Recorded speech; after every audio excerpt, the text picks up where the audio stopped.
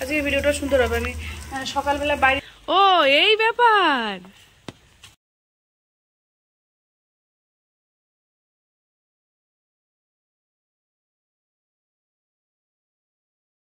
Morning, সেই সাথে অনেক অনেক ভালোবাসা ও বড়দের প্রণাম জানিয়ে সকাল থেকে আমি আমার ব্লগটা শুরু করছি। আশা করছি ঈশ্বরের কৃপায় তোমরা যে যেখানে আছো ভালো আছো, সুস্থ আছো। এখন বাজে ঠিক কটা 8টা, হ্যাঁ 8টা 42 মতো। আসলে দেয়ালে কোনো ঘড়ি নেই তো তাই খেয়াল নেই গো, মানে আমি দেখে এসে তারপর তোমাদের বলছি, আগে মোবাইলে দেখে নিয়েছিলাম। এখন 8টা 42 মতো বাজে। 8টা 42 থেকে আমি আমার ব্লগটা শুরু করলাম। আরও একটা কথা বলি, যেটা আরও আগেই জানানোর দরকার ছিল, সেটা হচ্ছে আজ শুভ জন্মাষ্টমী।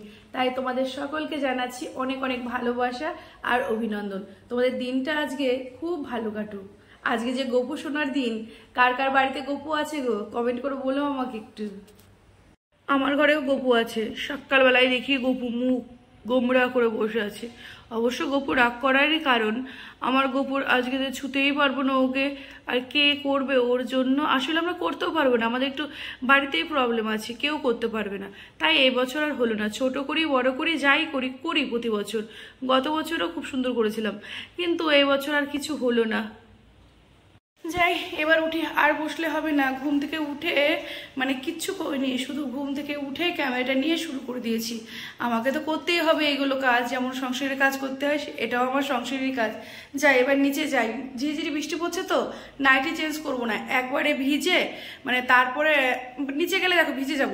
ভিজে গেলে আর এই বর্ষার দিনে কত নাইটি হয় বলো তো, তাই একবারে বাইরের কাজ করে ভিজে পুড়ে তারপরে গায়ে একবারে বাসি নাইটিটা কেচে দেবো। নিচে এসে না ভাবলাম ওদের ঘরে একটু যাই, উকি ঝুঁকি মারি। কাজ শুরু করার আগে দেখি উঠেছে নাকি। বাবা, দেখছি কি গল্প।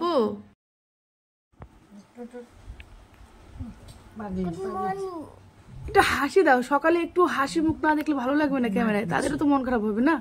হাসি খুশি আজকে আজকে বলে দাও জন্মাষ্টমীর শুভেচ্ছাটা জানিয়ে দাও আঙ্কেলদের। জল দিতে যে বাইরে বেরিয়েছি, এই রে চারিপাশে জল জমে গেছে। এই দেখো আমাদের পাশের বাড়ির কি অবস্থা। ওদের অবশ্যই একটু বৃষ্টি হলেই জল জমে যায়। তারপরে ভাবলাম সেই দৃশ্যগুলো তোমাদেরও একটু দেখাই। আমাদের চারিপাশটা বেশিরভাগ সময় উপরে থাকি, দুই এক সময় একটু খোলামেলায় আসলে না খুব ভালো লাগে। আর এই দেখো আমার সোনাইয়ের অবস্থাটা দেখো। ছোটবেলায় আমিও করতাম, কি তোমরাও করেছো? মনে হয় প্রত্যেকেই করেছে, তাই না? ছোটবেলাগুলো সবার প্রায় একই রকম থাকে, কিন্তু এখনকার বাচ্চাদের কিন্তু ছোটবেলাটা একদম পাল্টে গেছে। কি ঠিক বলছি না? আর এই চারিদিকে না এত জল জমেছে, এই কারণে আমাদের এখানে এত মশা। বাবা, ডেঙ্গুর হাত থেকে বাঁচতে হবে বাবা। এদিকেও শুনেছি প্রায় শিমুরালি পর্যন্ত ডেঙ্গু হয়েও গেছে।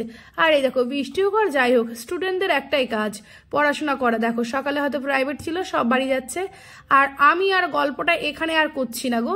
এখানে অনেকক্ষণ সময় কাটিয়েছি, তারপরে সোজা এবার বাড়ি চলে গেলাম। আজকে এক হাতে সব সামলাতে হবে গো, ওপর নিচ। এদিকে শাশুড়ি আবার টাইমে খাওয়া দাওয়া আছে। ওই দেওয়ারে অটোতে জল দিয়ে, চারিদিকে জল দিয়ে এখন বেরোয়। এতক্ষণ আমার দেওয়ার বেরিয়ে যায়, আজকার বেরোয়নি। বউ না থাকলে না ও ভীষণ ফাঁকি দেয়, জানো, ভীষণ ফাঁকিবাজ। দেখেছো কত বড় মেয়ে কোলে ওঠে? এই দেখো তোমাদের ওঠে গো কোলে এত বড় মেয়ে। আমার সোনু উঠে, আমার সোনু কালকে আমার কাছে শয়নি তো, আর ভালো লাগছে না। একটু কোলে উঠে একটু আদর খাবে, তারপরে ওরও দিন শুরু হবে, আমারও দিন শুরু হবে। আমার দিন তো মানে শুরু হয়ে গেছে, কিন্তু সন্তান যে কি মিষ্টি জিনিস শুধুমাত্র মা জানে, তাই না? ও দিদি ভাই ঠিক বলছি না? মায়েরাই জানে।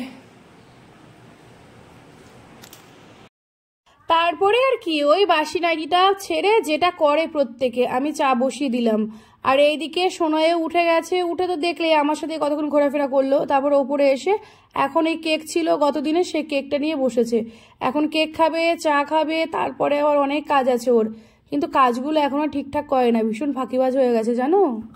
এদিকে চা তো কমপ্লিট। আমার শাশুড়িমার জন্য কড়া চা করতে হয়। আমার শাশুড়িমা আবার হালকা চা খায় না, কড়া চাই খায়। এই যে দুজনের জন্য, মেয়ের জন্য আর শাশুড়িমার জন্য, সাথে আমাদের ওই পার্লেজি বিস্কুট। চাটা দিয়ে আসলাম নিচে, এবার আবার ওপরে গিয়ে আবার সেই কাজ শুরু। আমারও এখন টিফিন বাকি আছে। আমার ঘরে আবার জানো তো সেটা চা করতে হবে, দুজনকে করে দিলাম, এখনো বাকি আছে। আমার হবে নাকি জানি না, কর্তা উঠলে ওকে চা দিতে হবে, সেই সাথে আমারও এক কাপ তখনই হয়ে যাবে। আবার ঠাকুরপো দেখছি এখনো শুয়ে আছে। আর কি নিশ্চয়ই রাত জেগে ফোন দেখেছে, এখন আর কাজে বেরোতে পারছে না। আমার ঘরে ছিল গত দিনের অনেকগুলো ভাত, অতগুলো ভাত ফেলে দেবো। আর এখন বর্ষা, এখন কিন্তু জল দেওয়া ভাত ভালো লাগে না গো, ওই গরমের দিনে ভালো লাগে। এই সময় আর কি করবো, তখন ভাবলাম তাহলে এক কাজ করি, একটু মানে গরিবের বিরিয়ানি করে ফেলি। তাই একটু কালি জিরে, পেঁয়াজ, রসুন, কাঁচা লঙ্কা দিয়ে এই বাসি ভাতগুলো, দেখেছো কি ভুল বলছি, আচ্ছা ভুলগুলো তোমরা ক্ষমা করে দেবে জানি। আচ্ছা, তো সেই বাসি ভাতগুলো দিয়ে আমি একটু ভাত ভাজা করলাম। এটা আমাদের গরিবের বিরিয়ানি গো। তোমরা করো, কে কে করো একটু কমেন্ট করে বলো কিন্তু। আমরা অবশ্য ভালোই খাই গো এটা, বর্ষা বলে এটা, নাহলে আমি জল দেওয়া ভাত আমিও ভালো খাই, আমি জল দেওয়া ভাতই বেশি করি, সাথে একটু বড়া করে নিই, দারুণ লাগে। হয়ে গেছে আমার ভাত ভাজা রেডি। আজ আবার একটু ডিমও দিয়েছি কুচিয়ে। তারপরে ব্রাশটা করলাম, এখনো ব্রাশ হয়নি। ব্রাশ কি মেয়েদের ঠিক সময় মতো হয়? মেয়েদের অনেক কাজ, সকাল থেকে মেয়েদের মানে সংসারে এত চাপ থাকে, সেটা একমাত্র মেয়েরাই বোঝে। এবার নিজেদের জন্য 2 কাপ চা বানিয়ে নিয়েছি, দেখলেই তো, এই 2 কাপ দুজনের আমার। আর আমরা এখন দুজনে একটা প্লেটেই খাবো বাবা, বেশি প্লেট করলেও তো আমাকে পরিষ্কার করতে হবে, একই ব্যাপার। এদিকে এক গাদা বাসন, দেখতে পাচ্ছ কত বাসন হয়েছে। প্রায় 11:15টায় সকালে টিফিন করলাম। এখন আর একদম বসার সময় নেই, অনেক বসেছি, কিচ্ছু করার নেই, এখন হুড়িয়ে কাজ করতে হবে। এইদিকে ভাতটা বসিয়ে দিলাম, আর ওদিকে আমি কটা বিছানা চাদর ছিল, না কাচলে হতোই না, কেচে নিয়েছি।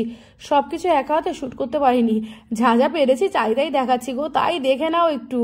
এমনিতে লং ব্লগ অনেকে মানে হাঁপিয়ে যায়, তবে এখন দেখছি সকলে খুব ভালো আমার ব্লগ দেখছে, মনে হয় আমার কাজটা তাদের ভালো লাগছে। আর এই দেখো মেঘলা মেঘলা, এখনকার দিনে তো এই রোদ এই বৃষ্টি, অবশ্যই মেঘ জমেই ছিল। আর এই দিকে আমি জামা কাপড় মেলে তারপর সোজা রান্না করে, বললাম না আর কোনো মানে অন্য কাজ করার সময় নেই। এদিকে ডিম সিদ্ধ বসিয়ে দিয়েছি, আর 2টো ভেজে ঝোল করব, ওই ঝোলের মধ্যেই দিয়ে দেবো। আর এইদিকে আজকে কচু শাক করবো, কচু শাক রসুন দিয়ে করব, খুব ভালো লাগে আমার। ওদিকে এখন সবজি কাটতে বসে পড়েছি, কি যে করব এই দেখো। পরে ভাবলাম ডাল আছে, তাহলে এক কাজ করি, আলু আর পটল একটু পোস্ত দিয়ে ভেজে নেবো ঝুরি ঝুরি করে, পেঁয়াজ ছাড়া। আমার শাশুড়ি মা একটু নিরামিষটাই বেশি পছন্দ করে, আমিও ভালোবাসি, আমার সমস্যা হয় না। দেখো তোমাদের সাথে গল্প করতে করতে কতগুলো কাজ হয়ে গেলে। এদিকে কিন্তু আলু পটল ভাজা হয়ে গেছে, আর ওদিকে আমার কর্তাকে বসিয়ে দিয়েছে, আমার আর সময় নেই, এবার আমার ভিডিও এডিটিংয়ে বসতে হবে। যেহেতু আমি একটা টাইম করে নিয়েছি, টাইম টু টাইম ভিডিও দিই, এর জন্য খুব হুটোপাটা থাকে গো। আগের দিনের কিছু যে শ্যুট করা নেই, এখন দিনের তা দিনে দিই। আর এইদিকে আবার মেয়েটাকে এই ফাঁকে ফাঁকে বললাম তুমি ডান্স প্র্যাকটিস করো, আমাকেই বসতে হয় জানো, নাহলে ভীষণ ফাঁকিবাজ। এখন আইগিরি নন্দিনী, এই ডান্সটার প্র্যাকটিস চলছে, সামনে দুর্গাপুজো আসছে, এটা প্রথম স্টেপটা তুলে দেওয়া হয়েছে, তাই বলেছি করে তারপরে যাবে। কি করবে বলো তো, বৃহস্পতিবার ডান্স ক্লাস, বৃহস্পতিবার সকালেই প্র্যাকটিস করে যাবে, কেন সামনে ওর ডান্স এক্সামও আছে। আর এবার তো বললামই রেজাল্ট একটু খারাপ হয়েছে, আর ছাড়ছি না, যতই হুটোপাটা হোক আর যাই হোক, আমি যতই হাঁপিয়ে যাই না কেন, ওকে ছাড়ছি না। ওর মানে দিনকে দিন অবনতি ঘটছে। এইদিকে পেঁয়াজ রসুন দিয়ে আমি শাক ভাজাটা করে নিচ্ছি, দাঁড়াও সবই দেখাচ্ছি, আগেই বলে ফেলেছি কথাটা, তাই এই দেখো শাক ভাজাটা করে নিচ্ছি। আর ওইদিকে কর্তা ডিমটা মানে কষিয়ে জল টল দিয়ে চলে গেছে, লাস্টেরটা আমি করছি, কারণ আমার অনেকটা কাজ হয়ে গেছে। এর ফাঁকে আমি অনেকগুলো ভিডিওর কমেন্ট রিপ্লাই করেছি, সাথে সাথেই করতে হয় গো, বুঝলে, না হলে কি বলতো অডিয়েন্সের ভালো লাগে না, তাই আমি সবসময় অ্যাক্টিভ থাকি। আর বাড়াচ্ছি না বন্ধুরা, এবার যাচ্ছি গো। আচ্ছা, আমার ব্লগটা যদি ভালো লাগে তাহলে অবশ্যই কমেন্ট করে জানিও কিন্তু, আর যারা ইউটিউব থেকে দেখছো তারা একটু সাবস্ক্রাইব করো। আজকের মতো টাটা, আসছি।